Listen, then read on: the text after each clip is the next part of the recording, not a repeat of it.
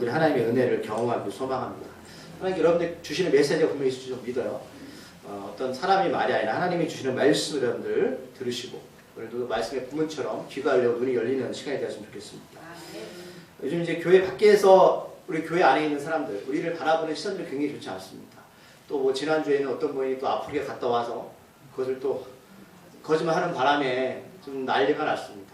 난리가 났는데 근데 여러분 거기서 또 그런 모습과는 하나님 드러내는 모습들이 있더라고요. 저희가 좀 죄송하지만 이제 이런 말씀 드리면 저도 참 창피한 얘기지만 그 교회가 인천에 굉장히 큰 교회인데 3대째 세습하는 교회입니다. 저도 그걸 몰랐어요. 근데 제가 어떤 생각이 들었냐면 자, 하나님이 물론 뭐 세습이다 전부 이렇게 옳다 그러다가 아니라 이런 부분들을 이런 또 어떤 일들을 통해서 드러내시는 거라는 생각이 들어서 물론 사람들이 우리를 바라보면서 여러 가지 뭐 단점들을 말하고 오류들을 말하지만 우리가 지난주 말씀처럼 수로보니 여인이 왜 하나님께서 그 여인을 선택했을까라는 겁니다. 여러분 바리새인들 사두개인들 있잖아요. 교회 안에 있는 그 성직자들, 종교 지도자들 또는 우리들은 마찬가지죠. 그들이 갖고 있는 신앙적 오류를 깨기 위해서 그 여인을 선택하신 겁니다. 네. 그 단점 많은 여자였지 않습니까? 잘하시는 이방 여자였고요. 또 뭐였어요? 그 남자들 무시하는 그 여인이었고 또 더러운 영에 아파하는 귀신 들린 그 어린 딸 등 그 세 가지의 색자로 보면 가장 연약하고 가진 것 없는 나는 구원받을 수 없는 그런 존재 여인을 예수님이 만나셨고 그 여인의 입술을 통해서 우리에게 말씀하시는 거 너 지금까지 어떻게 예수 믿었느냐 이들처럼 난 구원받았다 난 잘났다 난 하나님 앞에 떳떳했던 그 종교 지도자들 향해서 하나님은 한 방을 먹이시는 장면이 지난주 수로보니 여인의 우리 말씀이었답니다. 그래서 예수님이 그 여자를 향해서 야 너 나는 걔들한테 이걸 줄 수 없어. 우리 어린 딸이 고쳐서라고 그가 그렇게 고백했지만 나는 걔들한테 이걸 줄 수 없어라고 얘기했을 때 그 여인은 그것을 당당하게 맞습니다 예수님 저는 걔입니다. 이렇게 받아는 그 여자의 믿음을 바라보면서 우리가 지금 예수를 믿으면서 어떤 우월의식 우리가 교회가 지금까지 이런 욕먹는 거 있잖아요. 잘 해왔습니다. 수십 년 동안 하나님 은혜로 뭐 세계에 몇 대 교회가 우리나라에 있었고요. 또 목회자들도 많고 곳곳마다 교회 아닙니까?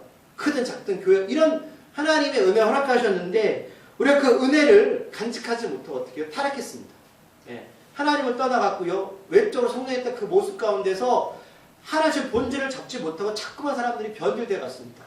성직자든 또는 그 안에 있는 성도들도 마찬가지로 저는 하나님께서 이런 코로나 사태를 통해서 그런 것을 많이 깨신다고 봐요. 그래서 서울이나 청주도 마찬가지지만 뭐 몇천 명 모이던 교회가 몇백 명으로 줄어들었고 수도권 같은 경우는 더합니다. 뭐 반토막이 났다르고 또 이렇게 코로나가 회복되어도 더 이상 사람들이 교회 오지 않아요. 이런 모습을 바라보면서 이제 우리가 다시 본질로 돌아가서 어떤 우월식이나 우리 예수 믿는 것이 어떤 그런 하나님 앞에 교만이 아니라 좀 나를 내려놓고 하나님 앞에 좀 겸손하게 방향을 좀 제대로 잡고 좀 가야 되지 않을까라는 그런 모습을 바라봅니다. 여러분들 우리가 뭘 하든 우리가 성탄절을 맞이해서 그런 어떤 질타나 우리를 향한 그런 욕들이 여러분 잘 받아들였으면 좋겠어요. 이 모습이 우리의 모습이었어. 우리의 본질의 모습이어서 이제 다시 회복되는 역사가 일어나길 바랍니다. 그래서 우리가 그 지난주에 또 수로보니 여인이 우리에게 주시는 메시지는 그거잖아요. 그가 왜 개라고 인정했을 때 아멘하고 대답했냐면 예수는 하나님이십니다. 예수는 하나님의 아들이시고요. 그 믿음의 고백이 있었기 때문에 그는 그걸 순수하게 받아들인 거예요. 그래서 뭐 서인관과 바리새인들은 내가 율법을 잘 지켰다 외적인 자랑을 했지만 예수님이 말씀하시는 거잖아요. 너희들 음식이 속 안으로 들어가는 것이 더러운 게 아니라 너희들 속에서 밖으로 나오는 것이 더러운 거야. 그런데 이 속의 것이 여러분 정화되려면 사람의 힘으로 될 수가 없습니다. 아무리 돌을 닦아도 아무리 착하게 해서도 우리는 이 속의 것을 깨끗하게 할 수가 없어요. 그래서 예수님이 땡 오신 겁니다. 그래서 예수님의 십자가의 보혈의 능력으로 우리를 깨끗하게 하시는 거예요. 우리는 예수님이 없으면 100% 우리는 선하게 살 수 있는 존재가 아닙니다. 늘 죄를 짓고 우리는 그렇게 이들처럼 종교적인 권위 또는 내가 믿는 예수를 내가 도구로 삼아 살아갈 수밖에 없는 그런 존재예요. 그래서 우리가 또 지난주 나눴지만 수로보니 여인이 그랬잖아요. 다윗의 자손 예수 우리를 불쌍히 여기달라고. 그리고 지난주도 맹인도 똑같은 말을 하거든요. 그런 우리 신앙적인 고백이 없다면 우리는 여전히 예수를 뭐예요? 그냥 믿는 종교적 형식적 예수로 받아들일 수밖에 없다는 사실입니다. 오늘 본문도 지난주랑 같습니다. 이어지는 말씀, 수로보니 여인 그 말씀이 이어지는 말씀인데 예수님께서 지난주에 보면 두루와 시돈 땅에서 그 여인을 만나셨고 고치셨어요. 오늘 31절에 보니까 그 두루와 시돈을 지나서 어디로 가셨냐면 대가볼리 지역을 통과합니다. 교회에 나오면 막 이런 뭐를 막 지명이 나오니까 무슨 말씀인지 모르잖아요. 이 대가볼리가 뭐냐면 10개의 도시들이 합친 겁니다. 대가볼리. 10개 이방인들이 살던 도시를 합친 걸 바로 대가볼리라고 부르는 거예요. 그러니까 이방인들이 많이 살았겠죠. 그리고 여기 있는 도시에는 물론 유대인도 살았습니다. 그런데 하나님께서는 예수님께서는 그것을 어떤 사역도 하지 않으시고 그냥 그것을 지나치십니다. 그래서 오늘 31절을 보면 예수님의 최종적인 목적지가 어디냐? 갈릴리입니다. 갈릴리 호수. 그래서 뭐 우리가 교회 나오면 이 갈릴리 호수 얘기 많이 듣잖아요. 그렇죠? 그러니까 오늘 목적지 일로 오시는데 분명 이유가 있겠죠. 예. 여러분 예수님이 어떤 목적지의 방향성도 없이 움직이는 게 아니잖아요. 그래서 갈릴리 호수는 여러분 잘 아시겠지만 호수니까 주변에 먹을 것이 많습니다. 그래서 물고기를 잡아서 많은 사람들이 이걸 상업을 활동을 했고 물가전도 마을들이 많아요. 예수님께서는 갈릴리 그 주변 출신 아니겠습니까? 예수님께서는 사역하실 때 이 갈릴리 주변에서 누굴 부르셨냐면 제자를 부르셨어요. 12명을 부르셨는데 그 중에 뭐 4, 5명이 어부 출신이에요. 저 베드로, 안드레 같은 그런 사람들이 부르셨는데 그럼 어부 출신이 똑똑하죠? 아니에요? 그러니까 여러분 12명을 찬찬히 들여다보면 이들이 이 2000년 전에 어떻게 보면 뭐 많이 배운 사람도 아니고요. 근데 이들이 많이 가진 사람도 아니라는 사람이에요. 그러니까 예수님의 제자를 선택하는 방법은 굉장히 세상적인 방법과 다르죠. 그럼 어떤 사람을 제자 선택하는 게 복음을 전하기 좋을까요? 똑똑한 사람이죠. 여러분 만약에 우리가 복음을 전하면 삼성전자 이장 회장을 부회장을 여러분 복음 전하는 게 제일 좋아요. 아니에요? 이장 회장이 11조 드리면 한 달에 얼마나 될까요? 상상해보세요. 아니, 10,000명 모이는 교회보다 더 많이 드릴 거예요. 근데 여러분, 하나님이 절대로 그런 마음을 선택하지 않으신다는 사실이죠. 12명을 여기서 갈릴리 호수 주변에 다 부르셨어요. 성경에 보면. 연약하고 부족하고 우리가 볼 때는 예수님이 12명을 3년 동안 데리고 다니는데 다 부족한 인간들이에요. 그러니까 하나님이 이렇게 부족한 사람을 부르셨잖아요. 아멘이시잖아요. 그죠? 정말 그래요, 여러분. 그래서 예수님은 그 두로온과 시돈을 또 대가볼리를 지나서 최종적으로 갈릴리 호수가에 오셨어요. 오셨는데 오늘 32절에 보니까 2절에 보니까 여기서 누굴 만나게 되냐면 자, 사람들이 귀 먹고 말 더듬는 사람을 데리고 와요. 근데 제가 이 본문을 주면서 뭘 느꼈냐면 우리 지금까지는 뭔가 적극적이고 예수님께 간절하게 나가는 사람을 계속 배웠잖아요. 저도 그런 줄 알았어요. 뭐 물론 대다수 사람들이 그렇게 예수를 만났어요. 맞아요. 이게 맞는 거의 90% 이상이에요. 그런데 오늘 32절 말씀은 좀 약간 좀 다른 부분이 뭐냐면 귀 먹고 말 더듬는 자를 데려온다. 여러분 말 더듬다는 것은 말을 못하는 게 아니에요. 말은 할 수 있는데 어눌한 것뿐이에요. 그러니까 벙어리가 아닙니다. 귀는 들리지 않는데 말을 더듬어요. 그래서 이 사람을 데려왔는데 왜 데려왔냐면 안수해달라고 강구하는 거죠. 안수가 뭐냐면 손을 대고 병을 고치는 걸 안수. 그래서 구약의 성막에서는 제사장들이 소나 양 같은데 죄를 정가하는 역할을 했잖아요. 그래서 이걸 해달라는 거죠. 그러면 왜 안수를 해달랄까요? 이 사람이 지금 뭐가 문제가 있다고요? 귀 먹고 말 더듬어. 이거 당연한 거죠. 근데 여러분 귀 먹고 말을 더듬는다고 해서 다리는 불편한 게 아니잖아요. 다리는 정상이죠. 팔은 정상이에요. 무슨 말씀이냐면 이 사람이 적극적으로 왔다면 자기가 걸어오는 거예요. 다리가 불편한 건 아니거든요. 근데 말을 좀 더듬을 뿐이죠. 근데 누구 손에 이끌려 왔다라는 것은 우리가 뭘 추측할 수 있냐면 이 사람의 성격을 볼 수 있어요. 성격. 굉장히 소극적인 사람이에요. 그러면 왜 소극적인 사람일까? 물론 기질일 수 있지만 제가 볼 때는 보세요. 여러분들 어떤 사람과 모임을 할 때 귀가 안 들려요? 말을 하는데 어눌해요. 물론 당연히 들은 게 없으니까 말이 제대로 나갈 수가 없겠죠. 그리고 사람이 말하는 건요. 내가 듣는 것만큼 말하는 거예요. 보는 것만큼 말하는 거예요. 그래서 어떤 사람들 정치가들은 어떤 정치가가 말하는 단어를 다 수집합니다. 그래서 이 사람이 어떤 단어를 쓰는지 다 이거 분석을 합니다. 무슨 뜻이냐면 그 말의 단어에 쓰는 것을 보면 이 사람이 얼마만큼 지식이 많고 책을 많이 봤는지 알 수가 있어요. 그러니까 이 사람이 말이 어눌하다는 것은 잘 듣지 못했기 때문이에요. 그러면 어떤 모임에 참여할 수 있을까요? 말이 어눌하니까. 무슨 말을 해도 전달이 잘 될까 안 될까요? 안 돼요. 이게 지금 어떤 병으로 하면 대인기피증입니다. 여러분들 어디 가서 뭐 무슨 말을 해야 되는데 전달이 안 되면 처음에는 괜찮은데 이게 반복이 되면 사람들을 만나기 싫어요. 말이 전달이 안 된다니까요. 소통이 안 되면 힘든 거예요. 여러분들 예수님과 소통이 되셔야 되거든요. 말씀을 듣고 보는 차원에서 소통이 돼야 되는데 안 들리면 소통이 안 되는 거예요. 기도도 마찬가지고. 그러니까 굉장히 소극적인 사람이었기 때문에 말은 잘 못하지만 자기 발로 걸어와야 되는데 그걸 못한 거예요. 그래서 사람들이 이 사람을 끌고 왔죠. 근데 여러분들이 만약에 이 입장이라면 굉장히 여러분 가더라도 불편하지 않을까요? 여러분 만약에 어떤 병원에 가서 상담을 할 때 많이 언어로 하면 내 병을 제대로 말할 수 있습니까? 못하죠. 그러니까 이런 지금 상황이라는 거예요. 그러니까 귀가 여러분 영적 어두운 사람들의 특징이 뭐냐면 제일 싫은 게 바로 기도하라는 거예요. 뭐 들은 게 있어야 기도하지. 지금 처음에 교회에 나온 사람들이 보면 그래요. 나 교회 갔을 때 미친 사람 같다는 거예요. 기도하는데 뭐 샬라샬라 하고요. 도대체 뭐 1시간 2시간씩 기도하잖아요. 그러니까 이 사람들 도대체 미친 거 아니야 막 그러는 거죠. 그러니까 처음에 기도시키면 뭔 말을 해야 되냐는 거예요. 그러니까 들은 게 없으니까 나오는 게 안 되는 거예요. 영적인 교감이 안 되는 거죠.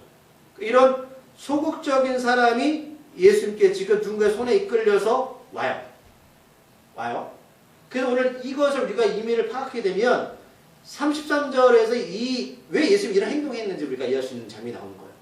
자, 우리 33절 말씀을 읽어볼게요. 시작. 예수께서 그 사람을 따로 데리고 여기까지 볼게요. 우리가 이 사람의 어떤 심정이나 기질이나 상황들을 이해 못하면 이 33절 말씀을 제대로 이해할 수가 없다는 거죠. 예수님이 이 사람 왜 따로 데리고 나갈까라는 거예요. 아시겠죠? 사람들이 많은 상태에서 여러분 대화가 될까요? 억지로 끌어왔는데 뭔 말을 해요 내가.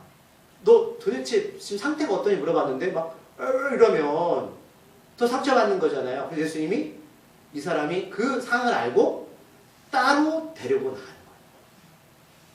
거예요. 예수님이 얼마나 많은 배려를 하신지 아시겠죠?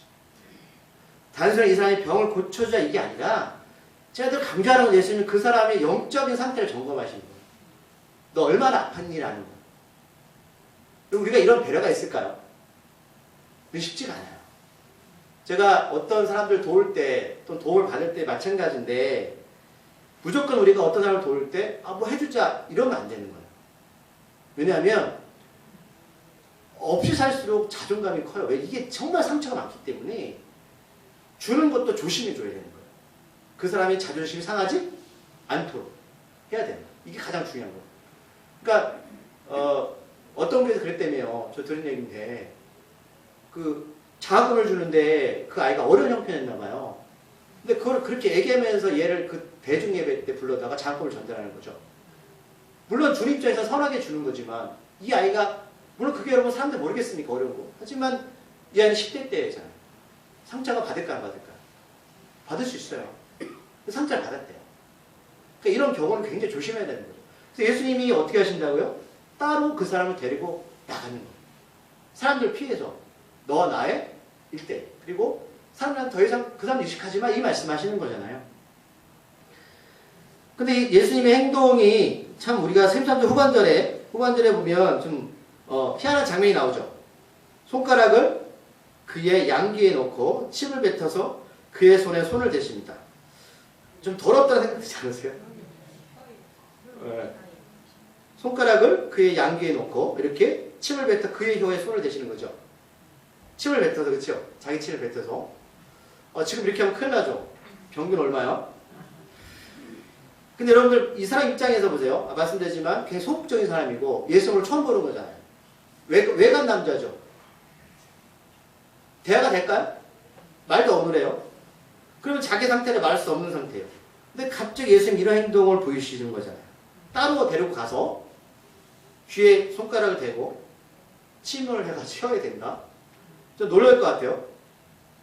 근데 우리 지금 문화는 놀랄 수 있는데 이때 문화는 다를 수 있어요.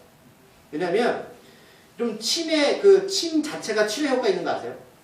침. 이거 과학적으로 증거된 거예요.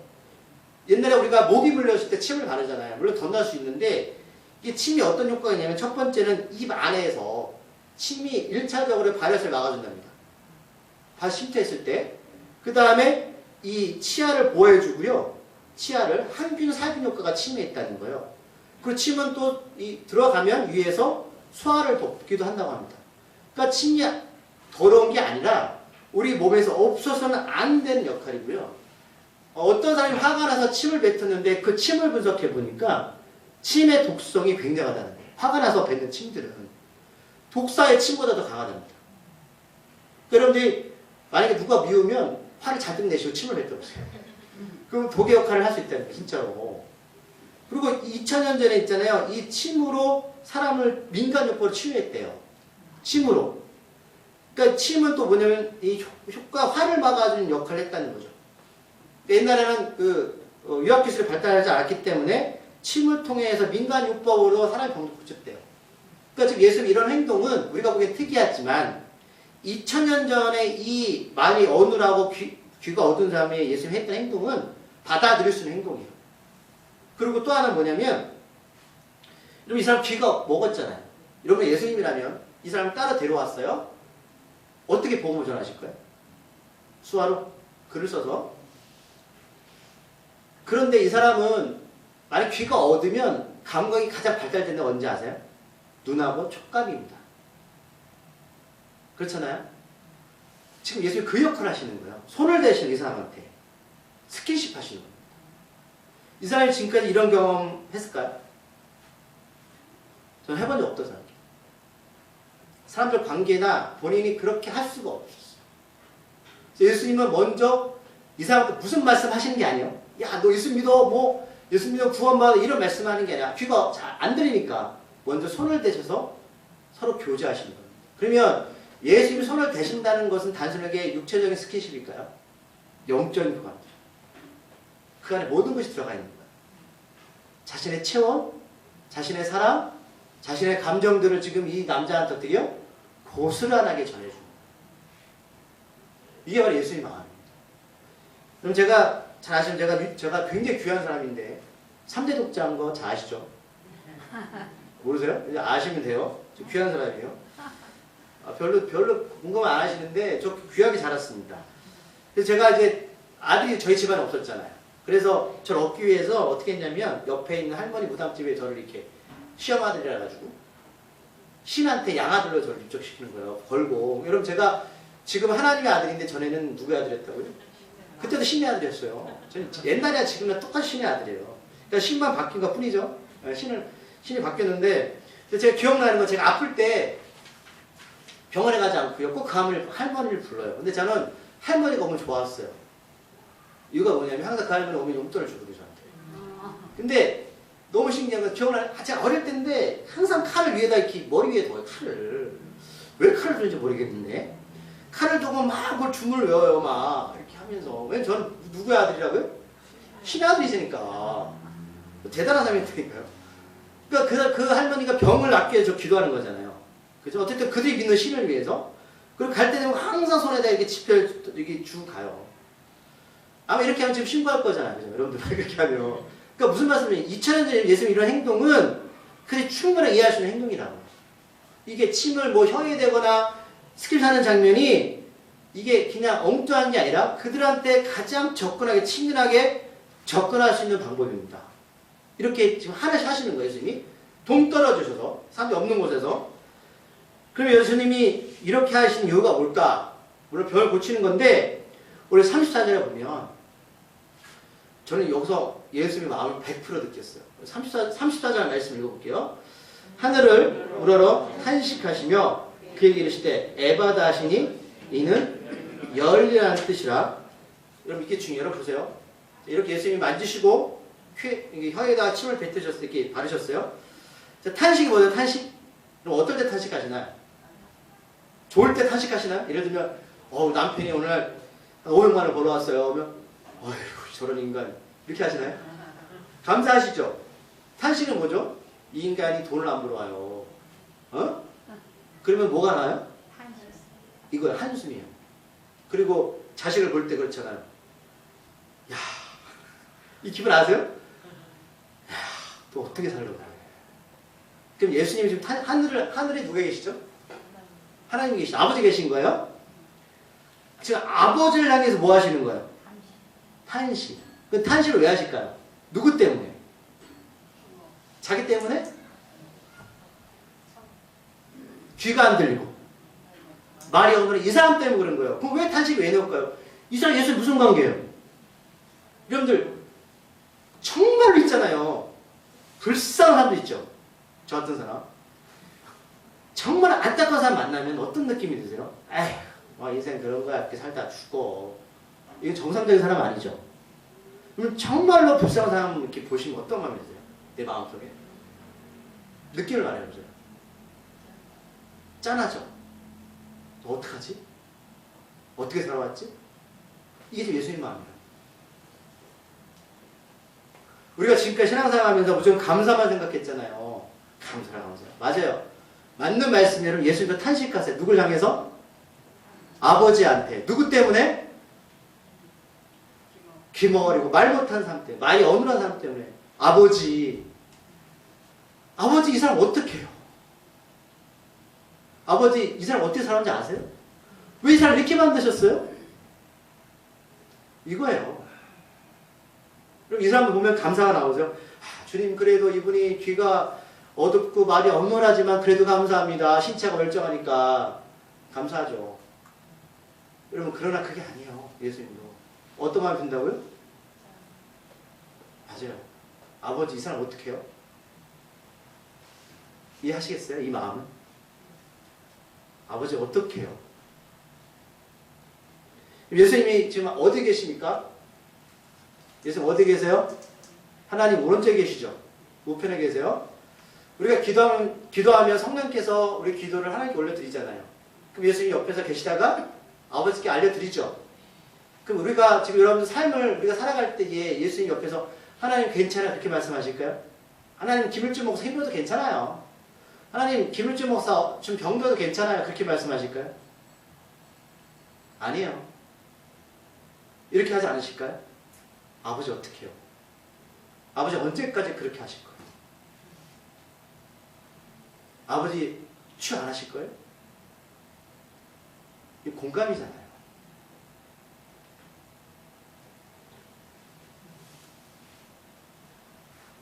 그리고 선포하시죠. 뭐라고요? 열려라. 여러분 하늘 문이 열리면 다 열리는 거예요. 저는 창고의 문이 열렸으면 좋겠습니다. 여러분들 많이 가지신 분들은 쌓아놓지 마시고 여세요. 그런데 아프신 분들도 병이 나았으면 좋겠어요. 재물적으로 힘드신 분들이 하나님이 열어놓으시면 좋겠어요. 건강하지 못하면 치료하시면 좋겠어요. 자녀의 문제 하나님이 여셨으면 좋겠어요. 근데 예수님도 똑같은 마음이시라는 거죠. 근데 아버지 왜 지금까지 응답 안 하시나요? 그건 저한테 묻지 마세요. 예수님 마음 뭐라고요? 에바다요. 하나님 아버지 제 좀 열어주세요. 열어주세요. 공감하세요? 자, 어떤 학생이 열심히 영어 공부를 했는데 그래요. 무슨 말 하는지 말이 안 나온대요. 근데 어느 날 그러더라고요. 제 말이 나오기 시작했어요. 그래서 어떻게? 물어봤어요. 어떻게? 그랬더니 그래요. 귀가 열리기 시작했어요. 이해하세요? 전에는 무슨 말인지 몰랐는데 어느 순간에 귀가 딱 튀었대요. 그래서 들리더래요. 영어가. 그랬더니 그게 자연스럽게 어떻게? 말로 나오더래요. 근데 그 공백 기간이 있었다는 소리죠. 그 시간 동안에 힘들었대요. 아 이거 뭐야 이거 내가 영어를 해야 돼? 그 어느 순간에 귀가 딱 열리니까 말이 나오더래요. 여러분 그런 축복받기를 바랍니다. 맞아요. 여러분 귀가 열리면 입이 열려요. 열립니다. 자, 35절 말씀을 읽어볼게요. 시작. 그의 귀가 열리고 혀가 맺힌 것이 곧 풀려 말이 분명하여 졌더라. 여기서 혀가 맺혔다라는 것을 원어에 보면 뭐라고 해석하고 있냐면 그의 굳은 혀가 풀렸다. 그러니까 혀는 그대로 있었는데 혀가 굳었었다는 소리예요. 그래서 말이 어눌한 거예요. 근데 여러분 주님이 이것만 혀만 풀어주면 되잖아요. 아니에요. 귀가 열리니까 자연스럽게 입이 터진 거예요. 우리가 쭉 살아오면서 사람들이 저도 마찬가지지만 예를 들면 여러분들 저수지가 있어요. 예를 들면 어떤 분 저한테 그래요. 기도는 저수지 역할을 하는 거예요. 저한테 그랬었어요. 그럼 기도하면은 산 위에 산꼭대에 여러분 저수지가 있는데 거기 물을 가득 차는 거예요. 그런데 누가 거기 시작하는 점에 물을 쭉 처음에 거기를 돌로 막아버렸어요. 우리 몰라요. 분명히 나는 물을 가득 채웠단 말이에요. 그래서 물이 흘러내려와야 되는데 밑에서 산을 봐도 물이 안 내려와요. 그런데 너무 간단했어요. 저수지까지 올라가서 막혔던 돌만 들어서 빼니까 물이 철철 넘쳐서 그 산에 있던 그 저수지 물이 밑에서 가득 차더래요. 이해가세요? 그 돌만 치우면 되는 건데 우리 그걸 몰랐다고. 이 사람은 귀가 열리니까 입은 100%게 열리는 거예요. 우리도 잘 살았으면 좋겠습니다. 예수님이 이 땅에 오신 목적 가운데 하나가 뭐냐면 우리를 풍요롭게 모셨다고 말씀하셨어요. 원래 우리는 여러분들 말 잘하는 사람들이었습니다. 믿으세요? 하나님 여러분들 우리를 창조하실 때 있잖아요. 우리를 말 잘하게 만드셨다고요. 귀가 열리게 만드셨다고요. 우리를 풍요롭게 살도록 만드셨습니다. 그렇죠? 믿으세요? 하나님이 그렇게 우리를 창조하셨습니다. 그런데 왜 막혔냐면 죄 때문에 막힌 거거든요. 근데 그 죄를 예수를 통해서 풀려져야 된다는 소리예요. 이사야 35장 5절 말씀을 찾아볼게요. 이제 말씀도 정리할 건데 이사야 35장 5절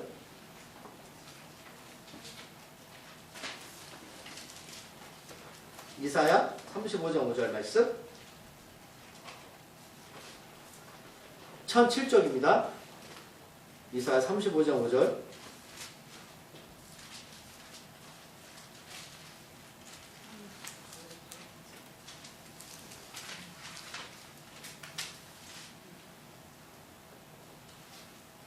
(4절부터) (5절까지) 말씀 볼게요. 시작. 겁내는 자들에게 이르기를 굴시하라 두려워하지 말라. 보라 너희 하나님이 오사 보복하시며 갚아주실 것이다. 하나님이 오사 너를 구하시라 하라. 그때 맹인의 눈이 밝을 것이요 못 듣는 사람의 귀가 열릴 것이다. 그 누구 말씀하시는 것 같으세요? 예수님이에요. 밑에 쭉 보면 우리가 잘한 말씀 쭉 나와요. 사막에 메마른 땅이 보다 물이 터질 것이다. 예수님 말씀하시는 거예요. 예수님이 우리 안에 오시면 여러분 막혔던 굳었던 것이 어떻게 해요? 풀리는 거예요. 터지는 거예요. 물론 그 때와 시간 하나님의 정함 내에 움직이실 겁니다.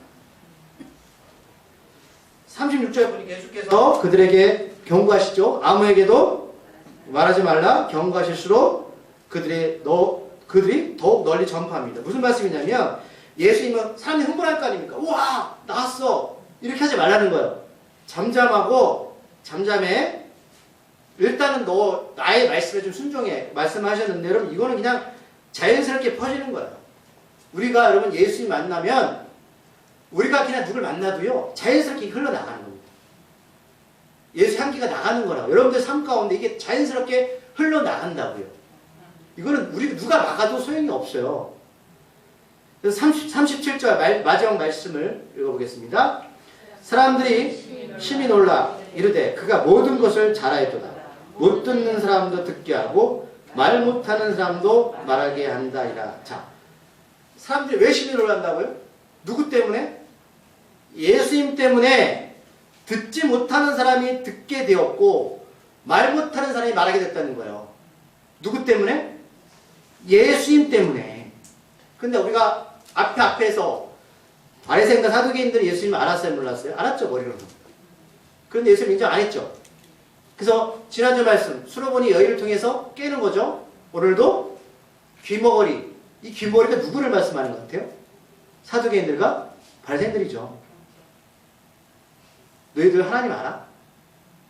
너희 귀머거리였어. 그러니까 뭘 못해요? 말을 못하죠. 이거 깨는 거예요, 지금.